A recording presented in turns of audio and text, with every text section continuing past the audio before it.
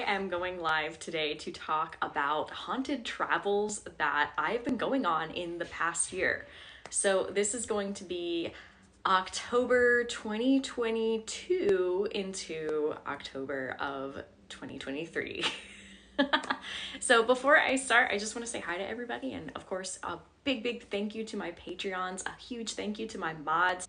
Well, I did go up, yes, I did go up and visit Catherine in Pennsylvania. Yeah, that's right. Okay, so let's do it. I almost forgot about that. So visited Pennsylvania, went to Rieglesville. That video is up on YouTube as well. It was actually super validating because I knew nothing about that graveyard. I had only seen a few things from Catherine's lives like years ago. I had forgotten most of it, and it was so validating to go in. I talked about the spirit guardians, how there were four, talked about how tall they were. Some of those I think had shown up in videos in the past, which is super cool. I got to meet, I would say, the essence of Mary, who is very important to Catherine.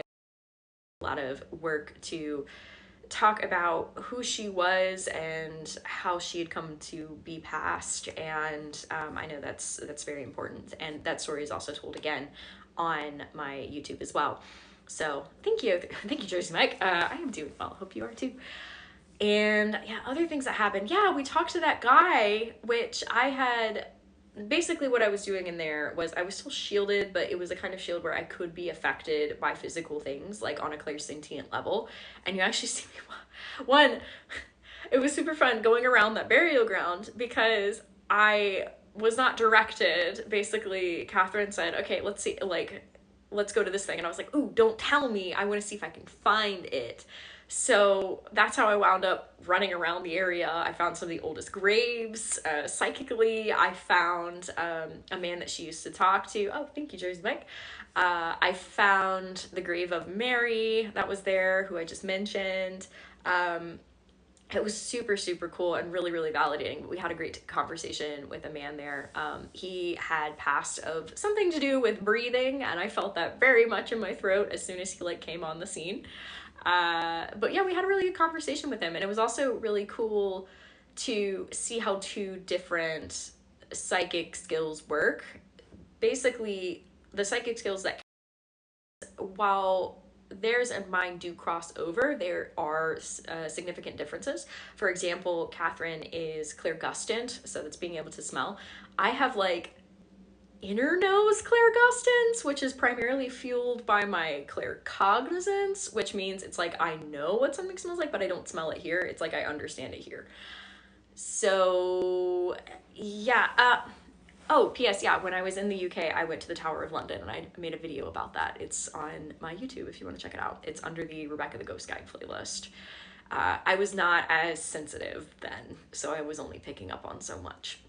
That being said, yeah, other things. Yeah, because Catherine is also clairaudient. I'm just inner ear clairaudient. I guess I shouldn't say I'm just, but I am inner ear clairaudient. I'm growing my physical ear clairaudience. And also I have inner eye clairvoyance, and Catherine does have more clairvoyance. So it's funny, we kind of show up in different ways on the same thing, so to speak. So it was really validating to be able to cross-reference each other on perceiving the same information from this one spirit who had spent significant time with Catherine when they were doing regular investigations there. So yeah, that was Rieglesville. Next was West Palm Beach, I think, in Florida. That was for a solstice gathering. And yeah, goodness, what happened there? We went to the Riddle House. That video was posted rather recently, and a lot of people got cross-validating reads, which is super cool. My next paranormal adventure, ooh, good question. Oh, thanks, ma'am. That was super cool. Wow. I would say that's gonna be, excuse me, at least the public one is gonna in January. So if you want to check out more about that, go to the link in my bio. It's called Sacred Spaces Gathering. but yeah, I'll have some more like private ones up on my YouTube as well. Which, by the way, if you have not checked out the paranormal investigation at Hell's Kitchen, the last part came out today on YouTube. Highly recommend checking it out. That's my own team. We're trying to figure out a name. So please go on there and comment what name you think we should have, because I don't know. Yeah, okay, so thank you for bringing me back on topic, Lauren.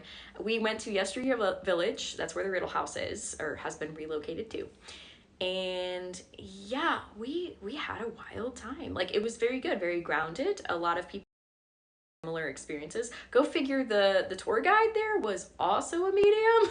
So like, we basically went there and we're like, we don't want to know any about the history. We just want to go in, make reads, and then hear about the history. And that's exactly what happened. And a lot of people had really great cross validations with that, which is exactly what I want. Whenever I have people together who are gathering for spiritual growth, I want people to come out feeling like they are validated with what they have discovered. So yeah, Lauren, that's those videos are on my YouTube if you want to check it out.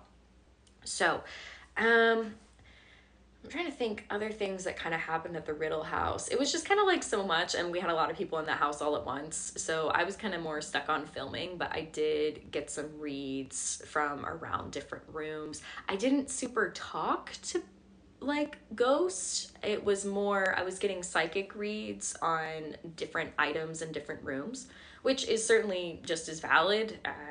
And certainly in doing psychic reads, you can get information on like people who come and go, who are ghostly. But is there a reason why babies stare at you? That was a funny comment to land on. Could be your aura, could be your energy. So, the surveyor equipment, yes, thank you, ma'am. Ma'am was there.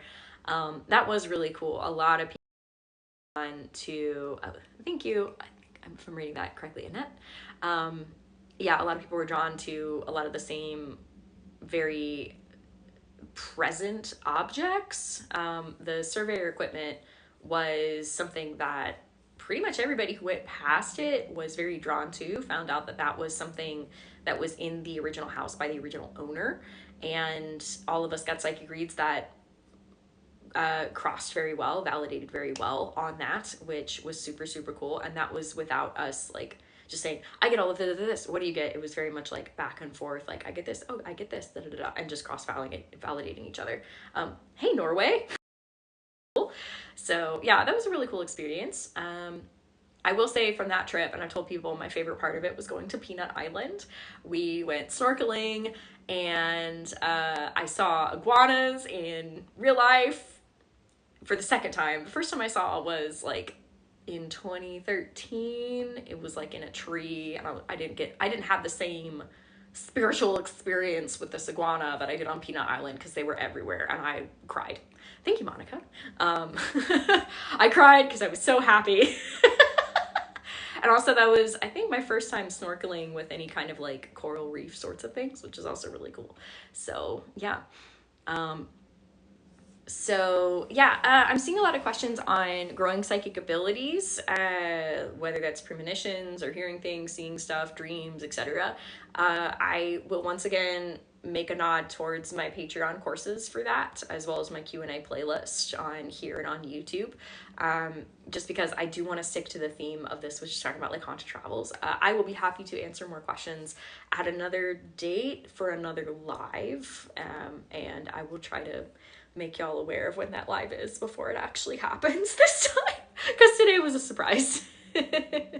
So yeah, I do appreciate the chats that are going on, and thank you everybody for being so friendly and being supportive of one another. Thank you to my mods who are answering questions and are being so wonderful. I'm seeing Caitlin and Ma'am answering a lot of things for folks, so thank you so much for that.